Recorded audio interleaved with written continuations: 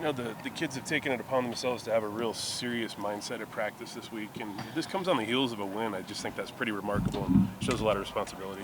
Yeah, I agree. I like that. I use the term win humbly, which I didn't invent. I've heard somebody else say it at some time, but I think winning humbly is one of the most powerful things that a team can do, and I think we have been. To hear kids lamenting very, very small things, the attention to detail, I think that's kind of remarkable as well. Yeah, attention to detail and energy. I heard some of the players talking about bringing more energy. I thought that was a good sign. What comes to mind for you when you think of Notre Dame? Well, I'm not shy about it. I've shared it with our players too. Like this to me is a storied program. BYU is too, but this is one that, unless you grew up in a different continent playing a different sport or something like that, Notre Dame football. You watched them as a kid. They've got the television coverage. It's an amazing opportunity for our players and coaches. I'm excited about it. I expect our players should be too, and I don't think we need to pretend that it's something that it's not. It's an exciting game. We used to call them red letter games, even back like when I was in high school. I don't know if people still use that term, but as those games in the off season where you would circle it or with a red pen or something. And this game is going to be exciting because these guys are always good, and it's a chance to make a statement. Is it difficult to cool their jets on that kind of a stage, get them to calm down? I think as coaches we've got to lead the way. We've got to enjoy the moment and enjoy the magnitude of the moment, but not losing confidence in our players every time something doesn't go our way or calling the game conservatively or something like that. We've got to go out and lead the way, have a lot of fun with it, and be out in front. Do the guys kind of understand sort of that red letter game type of mentality with a program like Notre Dame? Because, most of them probably weren't alive for like the Lou Holtz era and sort of that type of Notre Dame that we all remember here in this scrum. So Yeah. Do you have to like explain to them what they were a little bit afterwards, or do they all follow college football enough that they kind of know? I think it's a really good question. It's hard to paint with a broad brush. I can remember when I was here as a player and playing Notre Dame, and there are different levels of reaction and recognition, and then there are different ones within our team now. And some guys are motivated by that type of thing. Some guys aren't.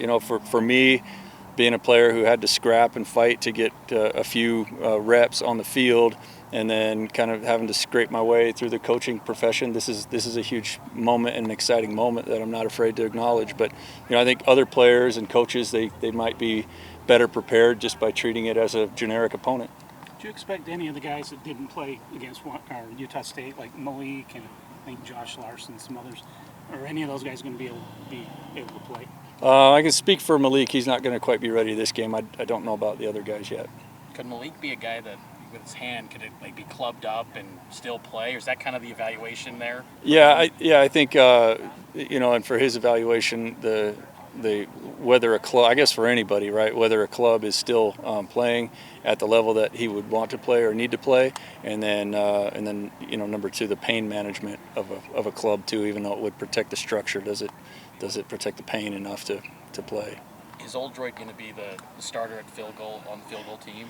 Going to keep that to myself if that's okay until the game. But I understand your question, where you're coming from, and there needs to be a competition, and we have full confidence in Justin Smith. Ed, wanted to ask you about your tandem of Talon Alfrey and Micah Harper. What has made them stand out in your opinion? Right now they're doing those two and Ethan Slade, Malik before he got hurt. Those are the guys that are tackling the best. They're playing the most physical football, and so wanted to reward that. There a little bit probably needs to be said. Talon and Micah were both limited. They were both hurt during training camp, and so it's not as if been dissatisfied with the play of other guys. They've just it's a daily competition, and I think as they've become more healthy, they've come along strong. Ed, Eldon Tofa's been in the program a long time, and I think he got in and got a sack. But how gratifying was that to see a guy that's been going so long and get in there and contribute? Yeah, so cool. And as we get to know these guys like personally over a longer period of time, it seems like the longer they're around, the more we get to know whatever challenges they deal with in school or in life or whatever. And it's neat to see any guy that starts to make a contribution a little bit later in his career, especially Alden. He's a likable leader. Always got a smile for everyone. He can pick up the guys around him, and so I think it brings a lot to our team when Alden steps up and makes a play. Is there a type of player that you kind of look for when you're trying to staff up like the non-specialist special teams players, kick coverage, punt coverage, Yeah, that yeah. kind of thing. Good. Guys like Carter, or like I think I saw Tanner in Yeah. a game or so ago. Like, is there a type of player that you kind of look for that type of role? Yeah, it's a really good question. So the first criteria has got to be, are they on the dress list? And I don't have carte blanche to kind of pull guys out from red shirts and dress lists and things like that. So they've got to fit in the 2 to 3 deep on offense and defense.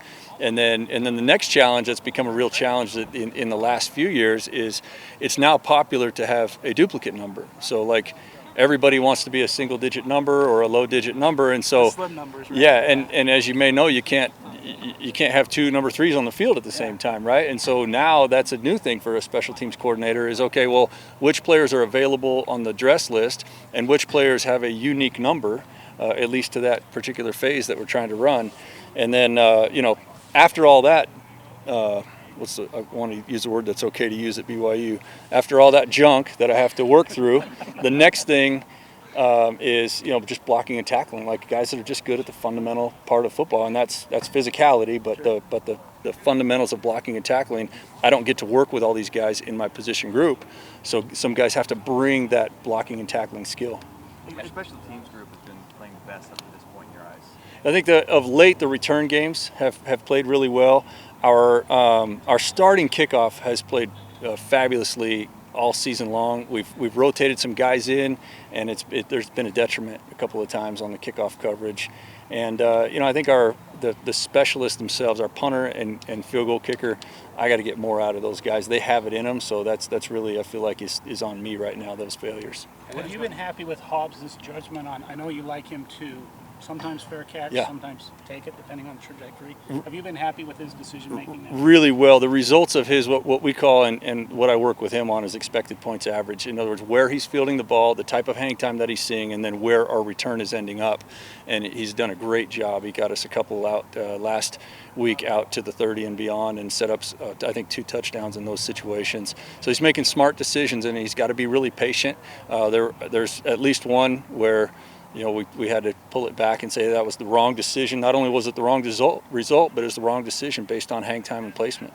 Have you and Tuiaki maybe identified some common themes the past few weeks in causing the slow starts for the defense? No, I think, yeah, I get the question. The idea that the coach would cause a slow start or be able to do something to get around a slow start is, I'm not sure we're exactly going there. Not a coach, but just like yeah. things you're seeing on the field. Yeah. Execution, just I what's get- causing the slow start. I get your question. Yeah, I think that, like right now, I think that our best guess is that we're playing very tight, expecting to dominate, and then it's been a little bit of a snowball effect when the other team kind of brings their best shot, and they're playing BYU where we're ranked, and we haven't responded to that. And so, I just talked to the whole team about that exact idea. I think the slow start has not just happened on defense, but on offense as well. And I think in the same way, there's been a snowball effect back and forth, poor field position for our offense, and then not a lot of rest for our defense. And so it's been a hole that we've had to dig out of each week.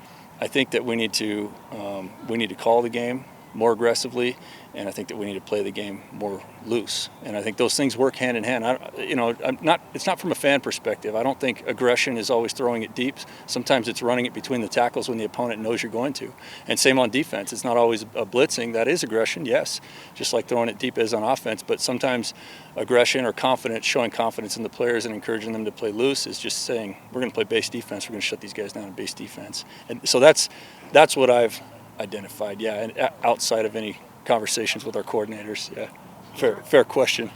Is there any change in messaging throughout the practice and throughout the week to get guys to play looser, or does it come down to kind of like what you're saying, just the trust on game day? Yeah, we've got to lead the way. The time to coach guys to a bloody stump is in training camp, and I think we've got to bring confidence. But to be very honest, it's tough. That's a role that we have to get used to when you talk about like being the favorite in a game. And we've for so long been the hunter, and so far we haven't excelled at the team that's being hunted. And so we've got to kind of rectify that, make our adjustments, move forward. And I think just the way I see the game, it always starts with the coaches, our mindset.